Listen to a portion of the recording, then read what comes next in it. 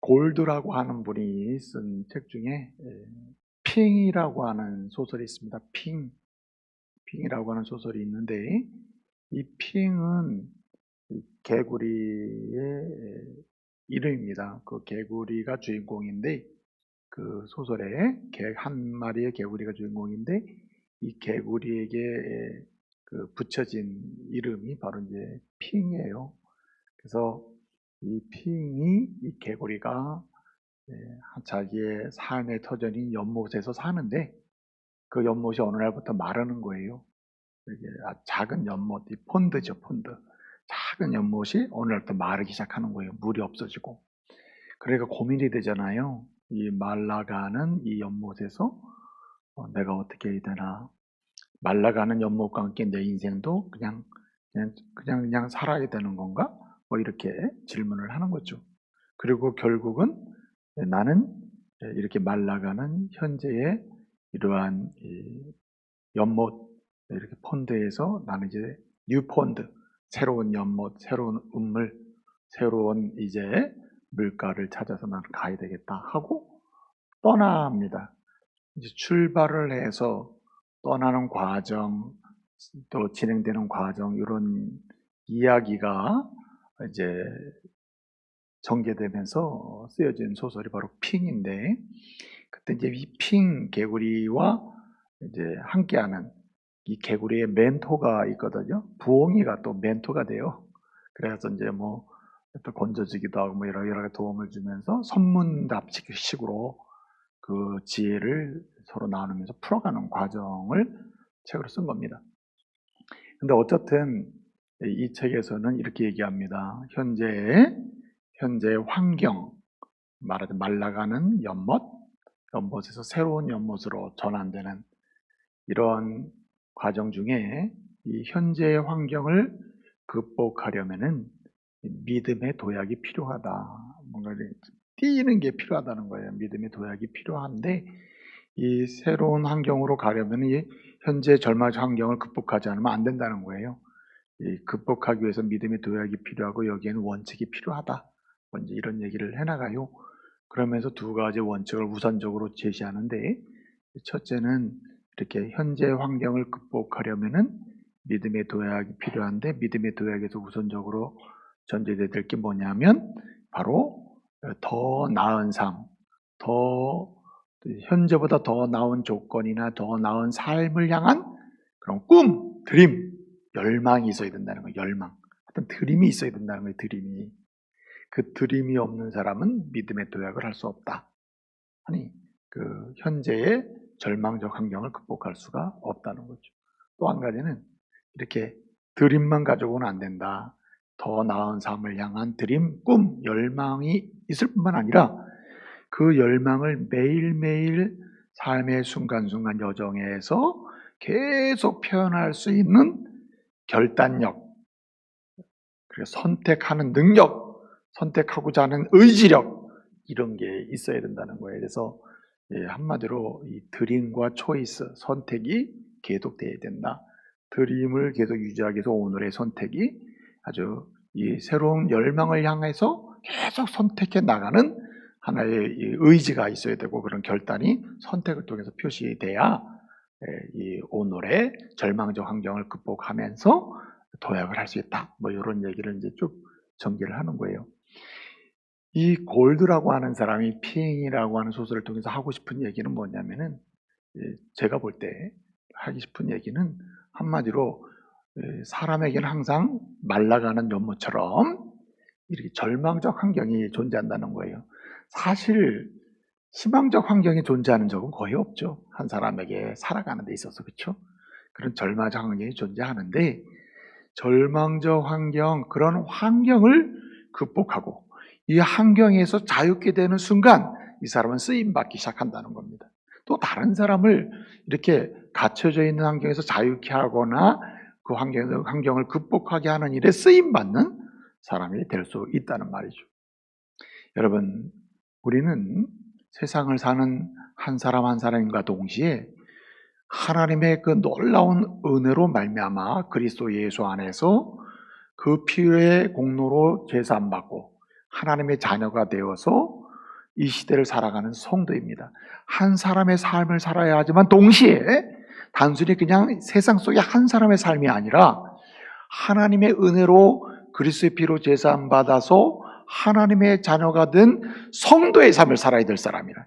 성도는 제가 말씀드렸습니다만은 간신히 겨우겨우 살아갈 사람이 아니라 나도 희망에 차서 살 뿐만 아니라 다른 사람도 희망에 차서 살아가도록 돕고 도전하는 그런 삶을 살아야 할 줄로 믿습니다. 그래서 어떠한 절망적 환경에서도 먼저 나 자신이 극복하고 자유케 될 뿐만 아니라 이런 환경에 갇혀 있는 또 다른 사람들을 자유케 하는 그러한 능력 있는 삶을 살아야 될 사람들, 그들이 바로 저와 여러분 하나님의 자녀들인 줄 믿으시기 바랍니다. 그래서 오늘 말씀을 통해서 우리 주님은 우리로 하여금 이렇게 절망적 환경에서 자유케 될 뿐만 아니라 그런 삶의 여정 속에 있는 사람을 자유케 하는 일에서 쓰임받는 하나님의 사람이 되려면 어떻게 해야 하는지를 오늘 말씀을 통해서 우리에게 주고 계신 것입니다. 여러분, 이런 환경, 일반적으로 모든 환경은 희망에 차 있거나 가능성을 열어주는 환경이 아니다. 이건 확실한 것 같아요. 이 핑이라고 하는 글을 쓴 골드도 그런 전제를 가지고 있습니다. 하여튼 사람의 환경 자체가 좀 뭐랄까 날아가는 연못과 같아. 하면서 절망적 환경이 대부분이라 이 말입니다. 그러면 이런 절망적 환경 앞에 선 사람들은 두 종류의 사람으로 나눠진다는 거예요. 성경도 오늘 말씀도 그 사실을 우리에게 알려줍니다.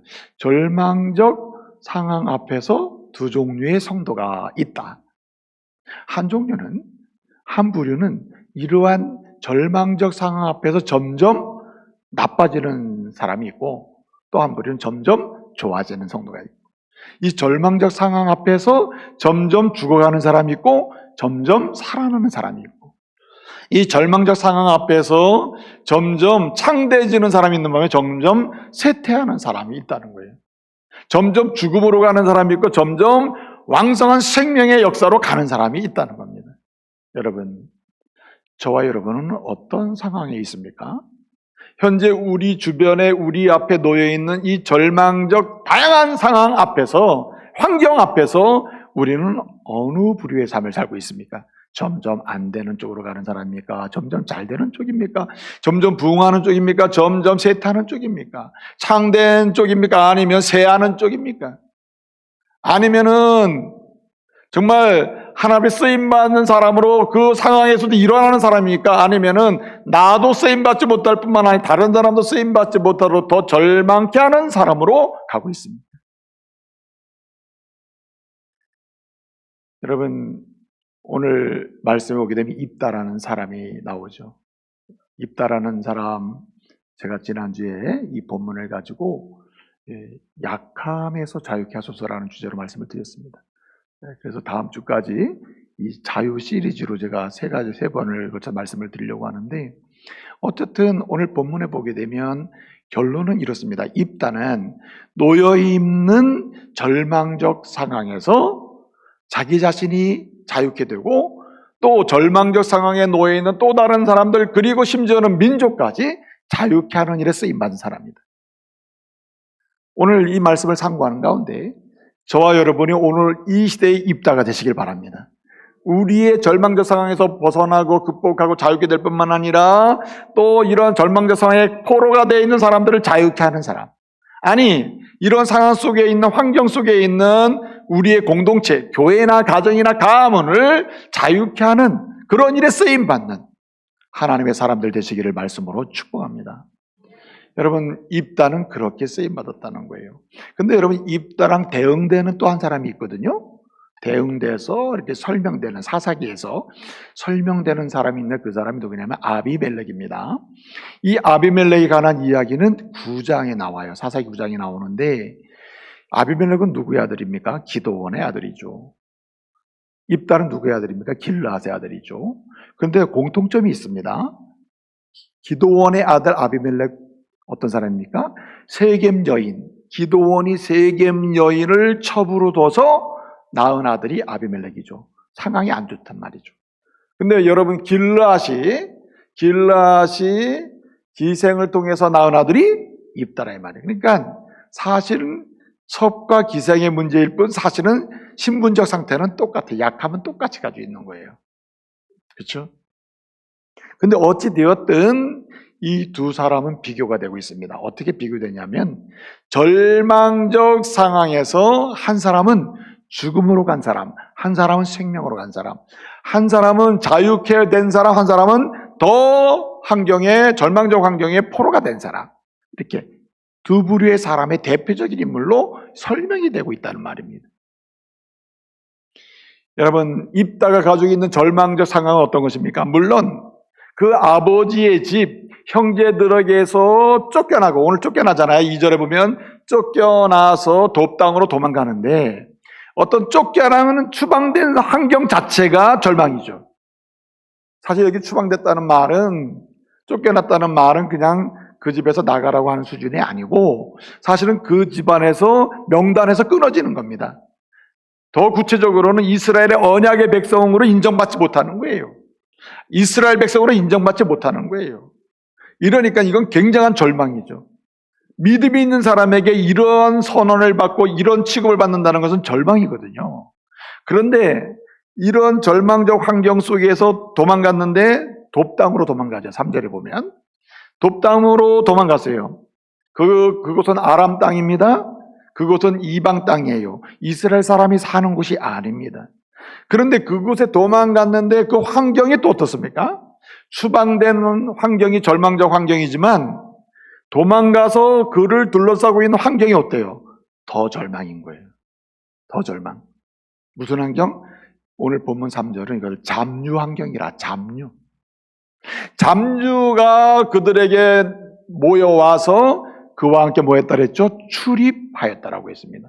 그 말은 뭐냐면 입다가 추방된 환경이 굉장히 절망적 환경인데 그런 상황에서 도망가 보니 그를 찾아온 사람이 잡류들이 모여하고 결국 잡류들과 함께 함께 살게 됐다는 말입니다. 잡류의 환경이 됐다. 잡류. 여러분, 이 잡류라는 말은 이 히브리어로 아나심 레킴이라고 해요. 아나심이라는 말은 에노시, 사람이라는 말인데 이 복수입니다. 사람들이라는 말이고 아나심, 사람들이라는 말이고 레킴이라고 하는 말은 한마디로 얘기해서 텅 비었다는 거예요. 영어로 하면 베인 상태를, 텅 비어 아무것도 없는 상태. 그러니까 머리가 없는 사람, 의식이 없는 사람, 가치가 없는 사람, 윤리가 없는 사람, 방탕한 사람, 막 사는 사람, 한마디로 기준이 없는 사람, 제멋대로 사는 사람, 한마디로 우리가 흔히 노멀하다, 정상적이다라고 하는 말과는 전혀 연결되는 고리가 없는 사람, 전혀 정상적이라는 것과는 연결고리가 전혀 없는 사람을 가리킬 때 우리는 레킴이라는 말을 씁니다. 그래서 아나심 레킴이라는 말이 있어요. 그래서 이게 잡류라는 말은 아나심 레킴인데 한마디로 막 사는 사람, 머리에 든 것이 없는 사람, 비윤리적이고 비도덕적인 사람, 방탕한 사람, 기준이 없는 사람, 세상으로부터 일반적으로 이렇게 뭐랄까요? 정죄당하는 사람, 지목당하는 사람, 악하다고 여겨지는 사람, 이런 사람을 가리키는 거예요. 도망을 갔는데 입다의 환경이 어떤 환경이냐면 그런 환경이 된 거예요. 기막힌 거 아닙니까? 그를 둘러싸고 함께 사는 사람의 환경이 뭐냐? 한마디로 방탕하고 그리고 비윤리적이고 비도덕적이고 지탄받을 만하고 먹을 것도 없고 그래서 약탈해서 먹고 살아야 되는 사람들. 아니 그것을 전혀 문제시 삼지 않는 사람들의 환경이 잡류 환경이에요. 그래서 오늘 본문은 잡류 환경이다 이렇게 볼 수 있어요. 잡류 환경. 그런데 기드온의 아들 기드온이 세겜 여인을 첩으로 두고, 세겜은 이방 사람입니다. 세겜 여인을 첩으로 두고 낳은 아들이 아비멜렉입니다. 기드온이. 그 아비멜렉은 어떤가? 아비멜렉의 상황은 기드온의 아들이 70명이 있다 그랬어요. 이 아비멜렉까지 하면 71명이 되겠죠? 그런데 물론 요담이 살아남았는데 70명을 죽었다니까 요담까지 포함해서 70명일 수도 있고 요담을 빼고 70명일 수도 있어요. 그러니까 많게는 맥심으로는 72명. 적게는 71명이 되는 거예요, 기드온의 아들들이. 그런데 어쨌든 간에 이 기드온의 아들 첩을 통해서 낳은 아들 아비멜렉은 그 환경이 어떠냐? 일단은 입다처럼 기생을 통해 낳은 환경이나 오늘 여기 이렇게 첩을 통해 낳은 아들로서의 아비멜렉의 환경은 같아요. 근데 이 아비멜렉의 환경도 어떻게 되냐면 잡류의 환경이 된 거예요. 잡류. 이 아비멜렉과 함께하고 출입하는 사람들의 종류도 잡류. 한마디로 방탕하고 든 것이 없고 가치 없고 무질서하고 무윤리적 비도덕적인 사람들과 함께하게 되었다. 여러분, 이 아비멜렉에 관한 이야기가 이제 9장에 나옵니다. 9장 4절에 보면 사사기 9장 4절에 이런 말씀이 있습니다. 아비멜렉이 세겜 사람들이 준 은 70개, 세겔입니다. 70세겔에 이렇게 말할 수 있는데 은 70개를 가지고 사람을 삽니다. 고용을 해요. 고용. 사카르라고 하는데 고용을 해요. 돈 주고 사니까 산 사람 마음대로 쓰는 거죠. 그래서 이 9장 4절을 보게 되면은 아비멜렉이 그 받은 은 70개로 사람을 사는 어떤 사람 사냐면 방탕하고 경박한 사람들을 사서 자기를 따르게 했다고 했습니다. 방탕하고 경박한 사람들을 돈을 주고 사서 자기를 따르게 했다고 했습니다. 여기 9장 4절에 보게 되면 9장 4절에 한번 읽어볼까요? 성경 찾으면 읽어봅시다. 9장 4절 다 같이 한번 읽어보겠습니다. 다 같이 읽습니다. 시작. 바알불이 신전에서 은 70개를 내어 그에게 주매 아비멜렉이 그것으로 방탕하고 경박한 사람들을 사서 자기를 따르게 하고 라고 했습니다. 여기 바알불이 신전에서 이 말은 한마디로 세겜 사람이 그에게 돈을 줬다 이렇게 생각하면 됩니다. 어머니의 민족이 세겜 사람인데 그 세겜 사람들을 지지를 받아가지고 이스라엘 왕이 되려고 반란을 일으키는 개념이거든요. 그런데 이 모든 과정의 시작이 뭐냐면 은 70개를 가지고 누굴 삽니까? 방탕하고 경박한 사람을 샀다 그랬어요. 근데 이 사실은 이 비교 대상이기 때문에 이게 방탕하고 경박한 사람으로 번역을 하면 이게 좀 안 돼요. 이 본문상으로 보면.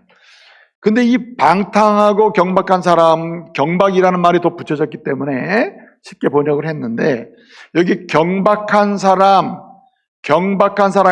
조금 더 설명했어요.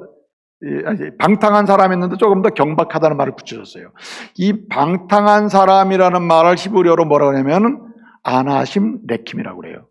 그러니까 11장 3절에 입다가 돕당으로 도망가니 형제를 피하여 돕당으로 가서 거기 거주함에 잡류들이 모여와서 그와 함께 생활했다 이렇게 돼 있죠. 잡류의 환경이 만들어졌다. 원치 않는 환경이죠 사실은. 그런데 이 아비멜렉은 자기가 돈을 내가지고 오늘 본문에 아나심 레킴 잡류를 돈으로 샀다. 그리고 스스로 잡류의 환경을 만든 거예요. 그리고 그 잡류의 환경 속에서 자기가 원하는 일을 추구했다는 뜻입니다. 여러분, 아비멜렉은 어떻게 됐습니까? 아비멜렉은 사망으로 갔죠. 똑같은 잡류의 환경 속에 들어갔습니다. 잡류의 환경이 됐어요. 그런데 아비멜렉은 잡류의 환경에 빠져서 자기가 더 잡류가 돼버려요. 그리고 어떻게 합니까? 그 잡류들을 더 잡류가 돼버려요. 더 못된 잡류가 돼요. 그래서 이 잡류들을 돈으로 산 다음에 누구를 죽이게 합니까? 자기의 이복 형제 70명을 다 죽이게. 누구를 사서? 잡류를 사서 살인을 시켜버려요. 그러면 이 아비멜렉은 잡류들을 그 잡류의 절망적 환경에서 자유케 한 사람이 아니라 더 포로가 되게 만들고 더 비참하게 만들고, 그래서 어떻게 합니까? 잡류 환경에 벗어나지 못한 그는 결국 한 여인이 망대에서 던진 맷돌에 맞아서 그는 죽게 되는 거죠. 근데 여러분, 입다는 어떻게 됐습니까? 입다는 잡류의 환경이 똑같아요. 아비멜렉처럼 잡류의 환경에 빠졌으나 잡류의 사람들의 삶을 살지 않아요. 잡류의 환경에 들어가서 나도 같이 살지 않습니다. 그 잡류로서의 그 가지고 있는 일반적 가치를 공유하지 않아요. 그거 따라가지 않는다. 오히려 자기도 잡류의 삶에 같이 지내지만 출입은 하지만 잡류로부터 자유케 되고 이 잡류로 함께 살고 있는 그들도 뭐하게 만든 사람? 자유케 만든 사람이다. 여러분, 이스라엘을 암몬에서 해방시키는 일에 누가 도움을 줘요? 이 잡류들이 따라와가지고 우리도 해방운동에 이 전쟁에서 참여하는 거 아닙니까? 잘 싸우는 거 아닙니까? 그러니까 입다는 똑같은 잡류 환경, 이 잡류 환경은요, 세상의 절망적 환경을 대표해주는 가장 좋은 어떤 이미지입니다. 이미지. 예표예요, 예표. 세상의 모든 환경 중에 최고의 절망은 잡류 환경이에요. 사람이 사람으로 대접받지 못하고 그냥 막 사는 환경이 이런 절망적 상황 아니에요? 그런데 입다는 그런 환경에서도 그 환경에 포로가 되지 아니하고 뭐 했다는 얘기입니까? 오히려 그 환경에서 자기는 자유케 되면서 동시에 그 잡류들도 그런 잡류의 환경에서 자유케 만들고 심지어 그들과 함께 뭐예요? 이스라엘 민족을 잡류 환경, 암몬이 공격하는 환경에서 자유케 만드는 쓰임받는 사람이 됐다는 말입니다. 그러니까 여러분, 그리스도인은 환경을 탓하며 살아야 될 사람이 아닙니다. 우리 집안은 틀렸어. 우리 부부는 틀렸어. 내 남편 때문에, 아내 때문에, 뭐 우리 자녀 때문에, 우리 교회는 틀렸어. 환경이 틀렸어, 환경이. 여러분, 하나님의 사람들에게는 이런 언어가 합당치 않음을 기억하시기 바랍니다. 우리는 어떤 사람이에요? 잡류의 환경이 가정에 있든 교회에 있든 세상에 있든 친구관계 속에 있든 상관없이 이 환경을 뭐하는 사람? 이 환경을 극복하고 자유케 돼서 그런 환경 속에 빠져있는 사람을 자유케 하는 사람으로 쓰임받아야 한다는 말이에요. 이런 은혜가 있기를 말씀으로 축복합니다. 그래서 여러분, 이 아나심, 이 레킴이라고 하는 이 단어가 사사기에서 굉장히 중요한 단어예요. 예? 잡류의 환경을 극복하느냐 아니면 포로가 더 죽느냐. 잡류의 환경, 이 절망적 환경에서 죽음으로 가느냐 생명으로 가느냐. 다른 사람을 살리는 사람이 되느냐 죽이는 사람이 되느냐. 살인자를 만드느냐 오히려 축복하는 축복자가 되게 만드느냐. 다르잖아요. 여러분, 내가 살인은 안 해도 나 때문에 누군가가 마음으로 음욕을 품고 누군가가 마음으로 살인하는 사람은 되겠어요? 나 때문에 나 만난 사람이 누군가를 미워하게 만들고 마음으로 살인하게 만들면 되겠어요? 이거 잡류 환경에 빠지는 거 아닙니까? 반대로 여러분, 저와 여러분을 만나면은 그런 미워하는 마음, 정죄하는 마음, 죽이고자 하는 마음, 온갖 마음이 부드러워지면서 예수 그리스도의 은혜로 새 삶을 살고자 하는 열망으로 가득 차게 도전하는 이런 사람 되지 않습니까? 여러분, 오늘 말씀을 통해서 환경에서, 이런 절망적 환경에서 자유케 되는 그 원칙이 뭐냐 말이에요. 자유케 되는 길이 뭐냐, 나 자신이 자유케 되고 다른 사람을 자유케 하는 그 원칙이 뭐냐를 말씀을 통해서 묵상하는 가운데 은혜 받으시기를 말씀으로 축복합니다. 첫째는 믿음으로 행동해야 됩니다. 어떠한 환경 앞에서도 믿음으로 행동하라. 믿음으로. 네? 믿음으로 행동해야 한다는 거예요. 믿음으로 행동할 때 우리는 절망적 환경을 극복할 수 있다는 말입니다. 근데 어떤 믿음이냐가 중요해요. 본문에서 말하는 믿음은 하나님만이 내 인생을 처음부터 끝까지 주관하신다고 하는 믿음. 할렐루야. 하나님이 내 인생을, 나를 보내실 때부터 나를 데려가실 때까지, 이 땅에 올 때부터 하나님 나라 갈 때까지, 청소년 시절뿐만 아니라 어릴 때뿐만 아니라 청장년 시절까지 노인 시절까지 내 인생을 우리 하나님이 주관하신다고 하는 그 믿음으로 행동할 때 어떤 절망적 환경도 극복될 줄로 믿으시기 바랍니다. 그 환경에 포로가 되지 않게 된다는 거예요. 여러분, 오늘 입다는 쫓겨납니다. 쫓겨난다는 말은 더 이상 너는 내 민족이 아니다, 이스라엘 민족이 아니라 하나님을 믿는 백성으로 인정받지 못한다는 얘기예요. 그러므로 그는 이방 민족의 땅으로 돕당으로 도망을 가잖아요. 여러분, 본래 1절을 보게 되면 입다는 큰 용사라고 했어요. 일당백입니다. 큰 용사라는 말 자체가 일당백이에요. 누구든지 상대 싸워 이길 수 있습니다. 그럼에도 불구하고 그 형제들이 연합해서 무력을 쓸 수도 있고 가전 협박을 할 수도 있었겠죠. 그럴 때 여러분 어떻게 했습니까? 싸웠어요? 안 싸우죠. 그냥 피하여 간다. 피하여 갑니다. 왜 그랬을까요? 그는 압니다. 하나님이 나를 기생의 아들로 보내셨지만 하나님이 내 인생을 처음부터 끝까지 계획하시고 그 능력의 손으로 만드시며 내 인생 가운데 동행하심을 나는 믿는다. 그 믿음으로 가는 거죠. 그 믿음이 없이는 도저히 그냥 갈 수가 없어요. 그래서 여러분, 우리는 절망적 환경, 바닥을 치는 환경, 떨어지는 환경, 더 이상 내려가라고 해도 내려갈 수 없는 그런 바닥을 치는 절망적 환경이 오더라도 그 낮아짐 속에서도 우리는 믿어야 돼요. 하나님은 이렇게 낮추기도 하시고 높이시기도 하시면서 내 인생을 가장 아름답게 만들어 가신다. 할렐루야.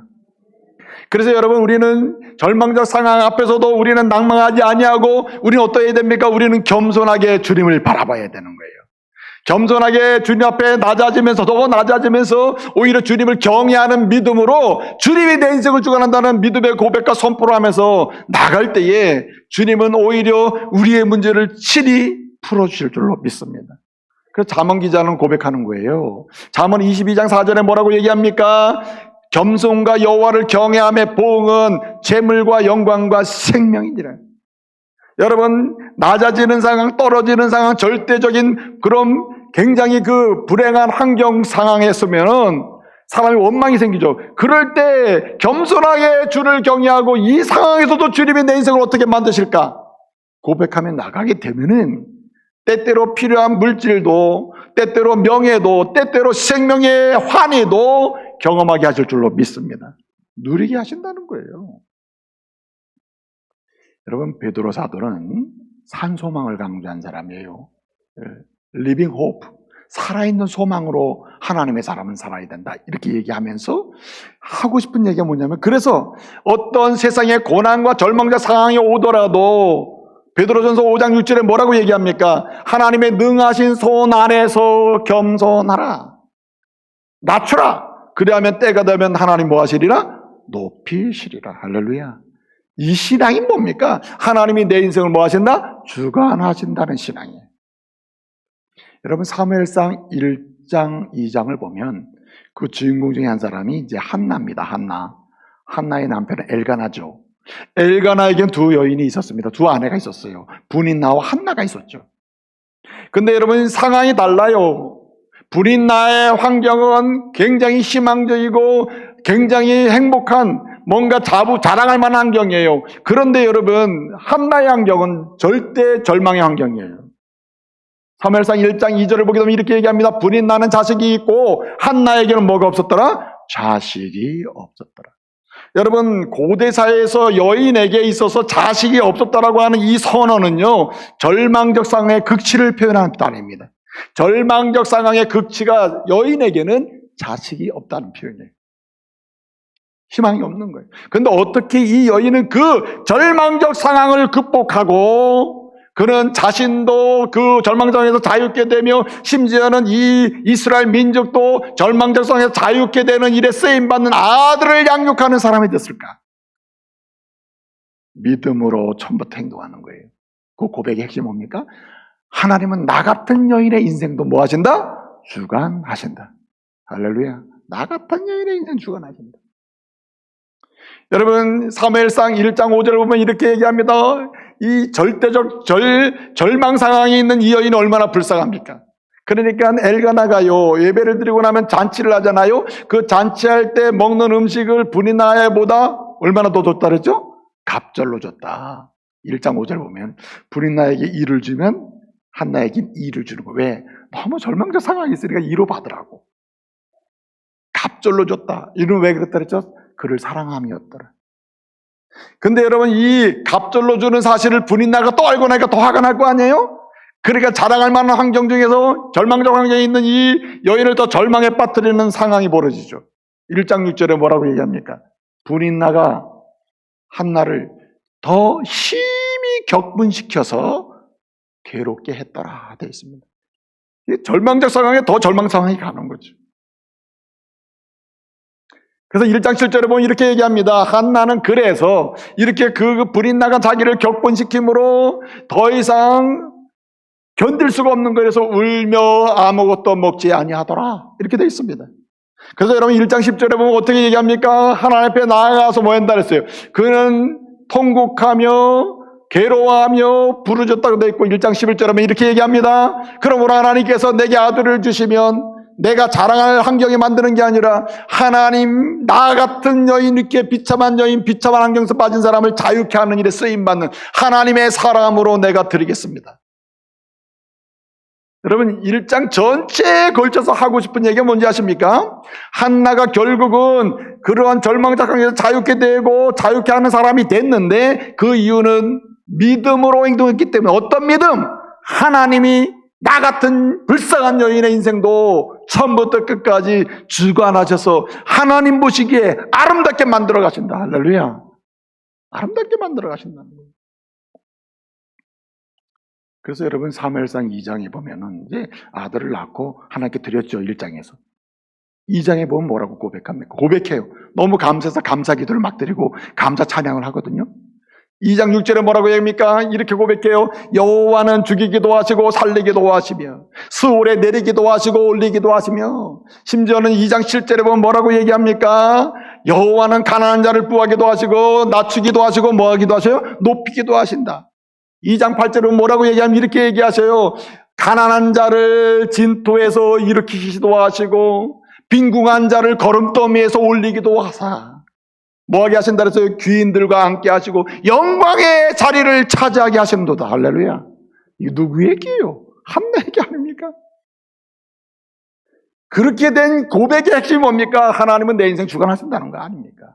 그러므로 사랑하는 성도 여러분, 한나보다 더 절망적입니까? 아니지 않습니까? 입다보다 더 절망적이 아니죠. 여러분 앞으로 현재 절망적 상황이 어떠하다 하더라도 하나님이 내 인생의 주관자가 되시고 내 인생을 주관하심을 믿고 그 믿음으로 행동하시기 바랍니다.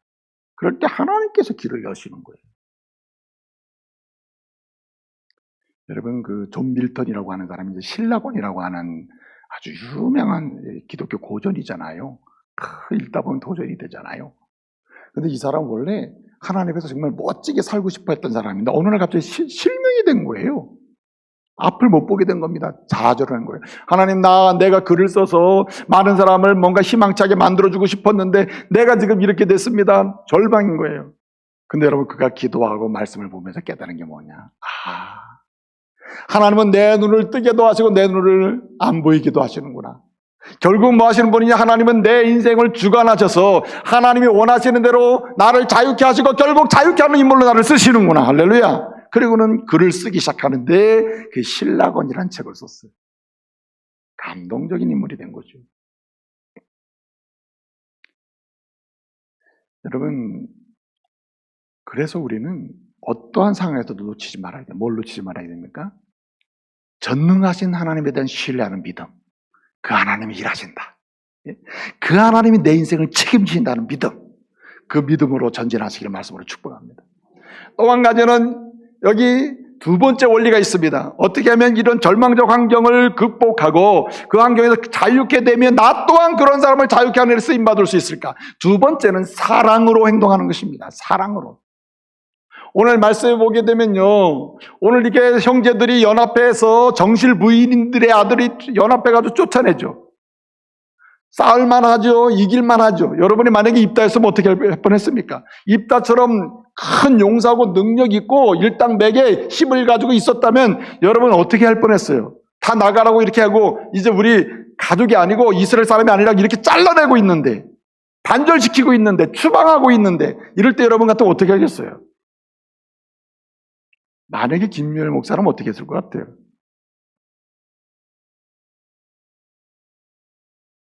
저를 착하게 보지 마세요. 한바탕 하죠. 내가 큰 용사인데, 싸움을 이길 수 있는데, 해결할 수 있는데, 근데 여러분 입다가 왜 실질적으로 그런 환경을 극복하고 자유케 돼서 하나님께 자유케 하는 일에서, 민족을 자유케 하는 일에, 잡류들을 자유케 하는 일에서 쓰임받게 되냐면은 그 이유가 어디냐면은 사랑으로 행동했기 때문이에요. 한마디로 여러분 이 한 가지 잊지 마세요. 여러분 형제와는 절대 내 인생에 싸우지 않는다. 할렐루야. 가족과 싸우지 않는다. 형제와 내 인생에 절대 싸우지 않는다. 이 원리로 사시기를 말씀으로 축복합니다. 입다는요, 그는 이복 형제였어요. 형제가 아니라고 하면 아닌 거죠. 그럼에도 형제들이 그를 다 부정하고 부인하고 버리고 쫓아냈지만은 이 사람은 입다는 한 가지 알았어요. 그래, 너희들은 나를 형제로 여기지 않고 나를 무시하고 나를 쫓아내고 단절하고 다 버리고 이렇게 절망적 상황으로 나를 몰아붙이지만 나는 너희를 나의 형제로, 나의 가족으로, 나는 하나님의 백성으로 내 스스로를 주님께 맡기고 난 간다는 거예요. 그리고 원칙이 뭐죠? 나는 절대로 내 형제와는 뭐 하지 않는다? 싸우지 않는다. 여러분, 예수 믿는 사람이란 이런 배짱 가지고 살아야 됩니다. 여러분, 예수 믿는 사람이 혈육의 형제와 싸워요. 가족들과 싸워요. 부모와 싸워요. 뭐 때문에 싸웁니까, 여러분? 그 뭐 때문에 싸워요? 돈 때문에 싸워요? 명예 때문에 싸워요? 뭔가 즐거운 쾌락적인 일 때문에 싸워요? 입다는 그러지 않았다는 겁니다. 돈 먼저 사랑, 명예 먼저 사랑, 세상적인 어떤 내가 얻을 수 있는 쾌락 이전에 사랑이라. 한 사람을 사랑하고 한 형제를 사랑하는 거예요. 그 원리 앞에서 여러분 어떠한 절망적 환경도 다 녹아지는 줄 믿으시기 바랍니다. 싹 사라지는 거예요. 여러분 시어도어의 드라이저라고 하는 이 소설가가 있었습니다. 유명한 소설가입니다. 자연주의 작가인데 이 사람이 쓴 책 중에 이 아메리카의 비극이라고 하는 소설이 있습니다. 아메리카의 비극. 거기에 이제 보면 이제 대표적인 주인공이 이제 클리어트 남자 주인공이 하나 있고 그 다음에 이제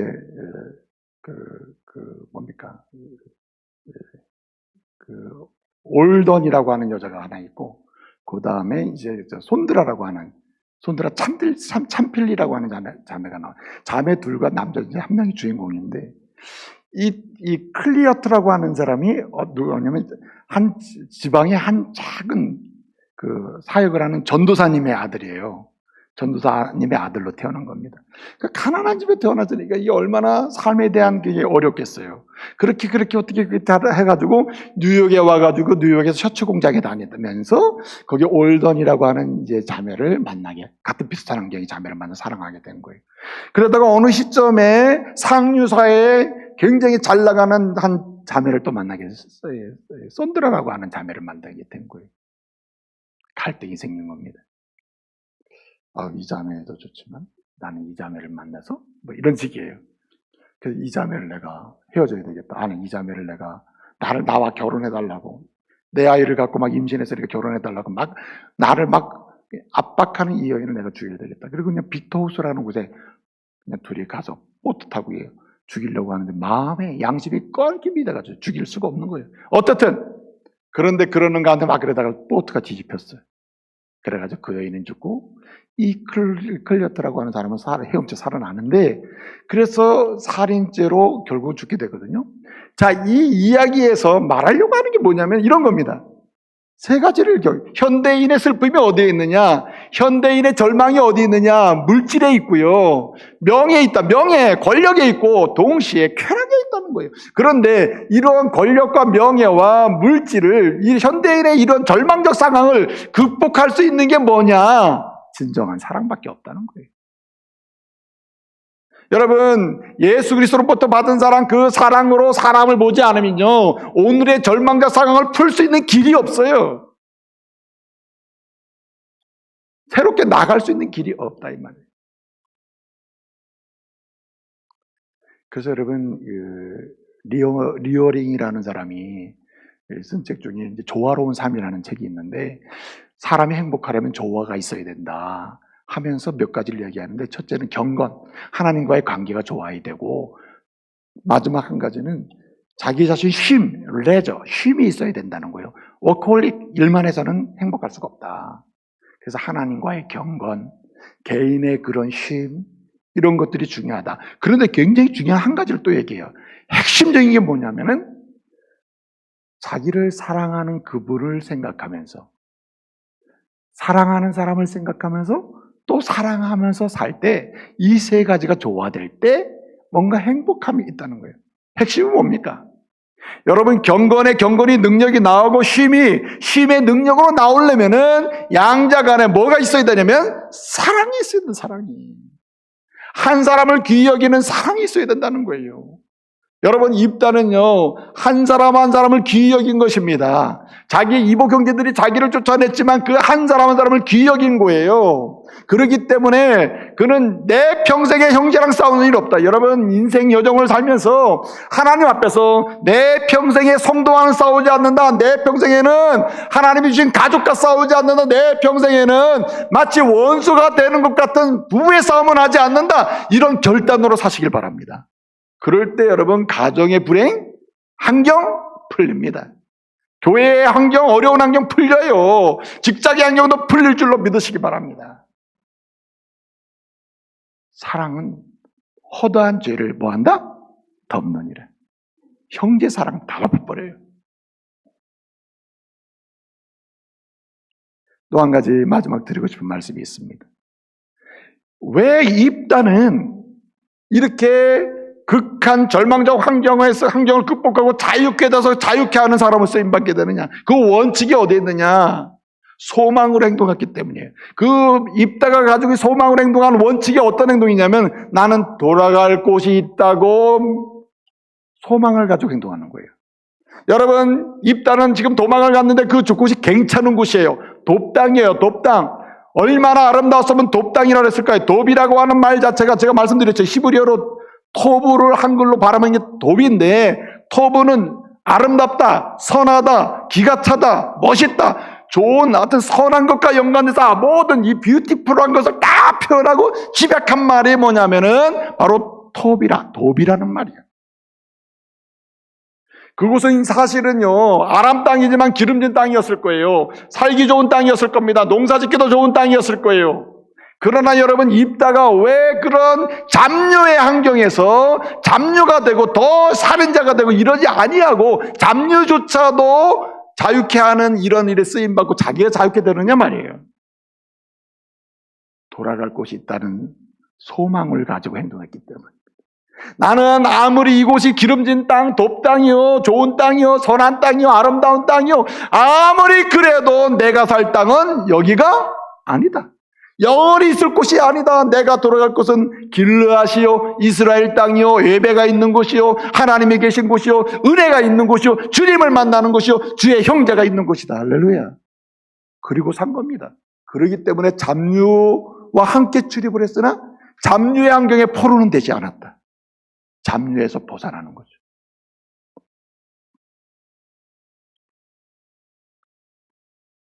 여러분, 제가 앞서서 소개한 이 핑이라고 하는 소설을 보면 그 핑이라는 소설에서 이런 얘기를 해요. 믿음의 도약을 위해서 예컨대 드림을 가지고 초이스를 잘해야 된다, 이렇게 꿈을 가지고 계속 선택을 해나가야 된다, 이렇게 얘기했을 때 중요한 얘기를 합니다. 무슨 얘기를 하냐면은 가야 될 목적지가 명료한 사람은 오늘의 환경, 말라가는 연못, 이거 중요하지 않아요. 그게 스트레스가 되지 않아요. 내가 있을 곳이 아닌데 뭐가 중요하다는 말입니까? 돌아갈 곳이 있어야 된다는 거예요. 돌아갈 곳이. 사랑하는 성도 여러분, 이 세상은요 마치 돕당과 같아요. 사람들의 눈에 보기에 아름다워요, 좋아요, 선해요, 좋은 것이 다 있어요. 오늘 이 세상 보세요. 돕당이죠. 그러나 여러분, 이 돕당에 살면서 절망하지 않고 낭망하지 않고 낭망적 환경에 포로가 되지 않는 방법이 있다면 내가 살 곳은 여기가 아니라 나는 돌아갈 곳이 있다. 할렐루야. 돌아갈 내 고향 하나님 나라다. 천국이 있고요. 그래서 여러분, 하나님의 사람들은 세상 어디에 있든지 마음의 고향을 하나님의 교회에 둬야 돼요. 하나님의 백성과 함께하는 곳에 둬야 돼요. 예수를 예배하는 곳에 둬야 돼요. 주님과 함께 살아가는 그곳에 희망을 둬야 돼요. 할렐루야. 그럴 때에 삶의 현장에 절망적 환경이 문제가 되지 않는다는 겁니다. 입다는 그렇게 살았다는 말이에요. 그리고 결국 어떻게 됐습니까? 돕당에서 하나님께서 자유케 하는 인물로 부르셔가지고 머리로 추대받으면서 돌아온 사람, 그 사람이 입다입니다.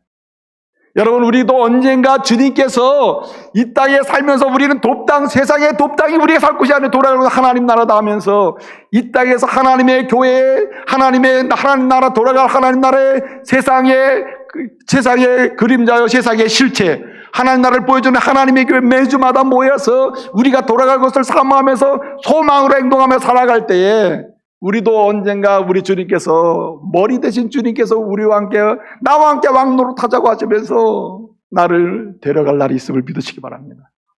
우리를요, 꼬리로 데려가지 않아요, 주님은. 그래서 여러분, 주님과 함께 뭐 한다 그랬어요? 왕노릇한다 그랬어요, 왕노릇.